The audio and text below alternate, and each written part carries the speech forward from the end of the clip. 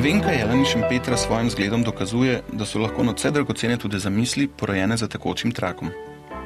Nevenka izhaja iz številne kmečke družine, v kateri je bila izobrazba razumljena kot privilegij bogatih, zato je bilo samoumevno, da se mora po končani osnovni šoli zaposliti. Priložnost se je ponudila v bližnji kraški jami Peku. Postala je turistična vodnica, brez primernega znanja, brez uvajanja ali usposabljanja. Turizem je bil tedaj še v povojih, zato se je morala do vsega dokopati sama. Veliko je brala, da je obogatila svoj besedni zaklad in znanje o kraju, ki ga je predstavljala. Ko so začeli prihajati obiskovalci iz tujine, se je na lastne stroške učila nemščine in angleščine, da se je lahko sporazumevala z njimi.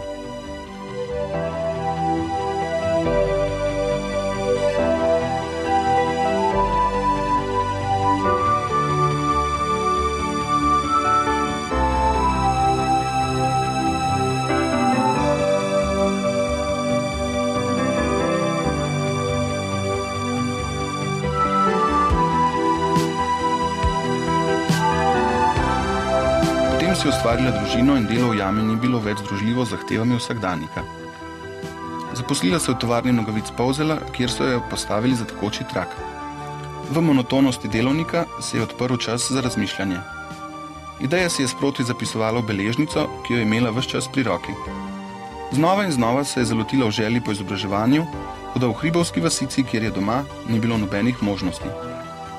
Česar ni, si je treba izmisliti, si je končno rekla in uredila vse potrebno za ustanovitev krajevnega odbora Društva kmečkih žena. Začela je prirejati seminarje, tečaje, študijske krožke. Članice društva so se učile ekološkega kmetovanja, vzgoje in aranžiranja cvetja, urejanja kmečkega dvorišča, pa tudi peke, pripravljanja narezkov ter slikanje na svilo in steklo. Poleg tega so začele zbirati pričevanja o življenju prejšnjih generacij. Vsako leto pripravijo kakšen etnografsko zanimiv dogodek. Na pobudo društva je bila izdana videokaseta z naslovom Kmečko življenje pod lipo, zbrano pisno in slikovno gradivo, ki ga je uredila Nevenka Jelen, pa je bilo objavljeno v knjižici Ponkovška miza v petkih in svetkih.